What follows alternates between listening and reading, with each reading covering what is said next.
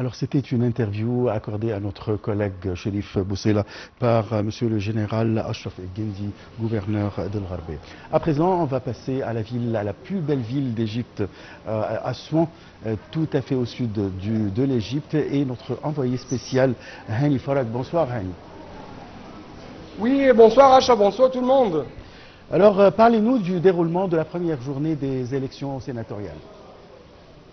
Oui, tout d'abord, je dois vous dire que nous nous rapprochons de la fin de ce marathon électoral dont son premier jour, justement, bien sûr à partir des premières heures du matin, avec plus de précision, à 9 heures du matin, les bureaux de vote ont ouvert leurs portes devant les électeurs. Bien sûr, il y avait des températures tout à fait chaudes, mais malgré ça, il y avait une présence intensive de la part des électeurs, notamment de la part des électrices qui se trouvent ici à Assouan, mais avec la hausse graduelle de la chaleur du soleil, de ces grands degrés de température, on trouve qu'il y avait une baisse dans le taux de participation. Justement, ce processus électoral s'est arrêté de 15h à 16h pour se reposer pour déjeuner, comme stipulé dans les mécanismes de travail des comités électoraux à travers le pays. Permettez-moi de vous dire qu'une heure de repos de 15h à 16h était en effet nécessaire pour tous ceux qui sont en charge de suivre le processus électoral, surtout à la lumière de ce temps très chaud. Les températures élevées ici à Assouan ont eu quand même un impact sur la température et le taux de participation des électeurs dans ce processus électoral pour le Conseil de Sénat, mais avec la reprise des travaux des comités électoraux, chaque parti, chaque candidat ont continué à se mobiliser et à mobiliser ses partisans. Par conséquent, la participation devrait augmenter quand même avec l'arrivée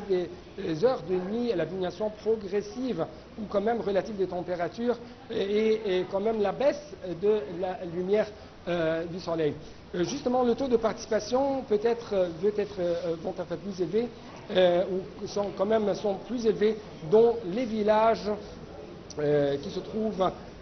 ici à Assouan, plus que dans les villes. Les compétitions électorales les plus fortes peuvent être dans le centre des Fous, qui est l'un des 5 centres d'Assouan dans lequel on trouve que 8 candidats sont en compétition seulement pour arriver à avoir 2 sièges au sein de ces élections de Sénat. Sur le terrain, dans une scène nationale, un message fort exhortant les électeurs à sortir à participer avec leur vote afin de soutenir la stabilité, renforcer la démocratie et construire un avenir meilleur pour leur pays. Le général Dr Ismail Kamal, gouverneur d'Assouan, a participé lors de sa tournée d'inspection à des activités pour suivre le bon déroulement des élections sénatoriales avec un groupe de personnalités religieuses, des figures religieuses, notamment le Cheikh Samir Khalil, sous-secrétaire du ministère de Waqf,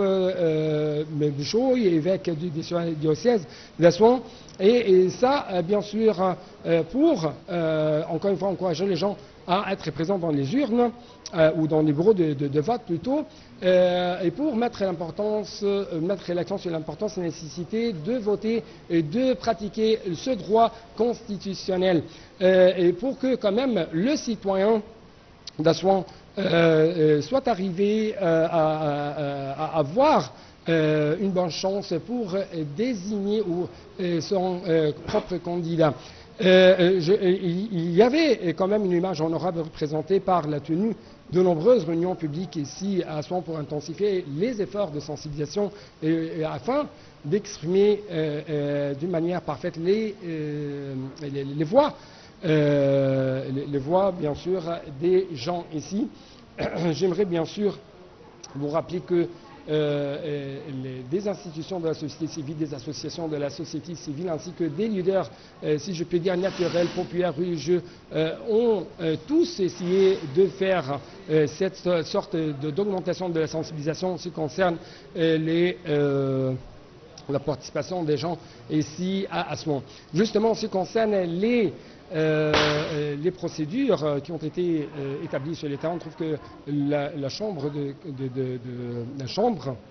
des opérations de la direction de la sécurité du tribunal, les unités locales ont été connectées avec, si je peux dire, avec la chambre de contrôle au sein du gouvernorat de département du gouvernorat d'Assouan. Bien sûr, c'est pour arriver à une bonne sécurisation de ce bon déroulement de processus électoral. Monsieur le gouverneur a donné ses directives pour la fourniture quand même des générateurs électriques afin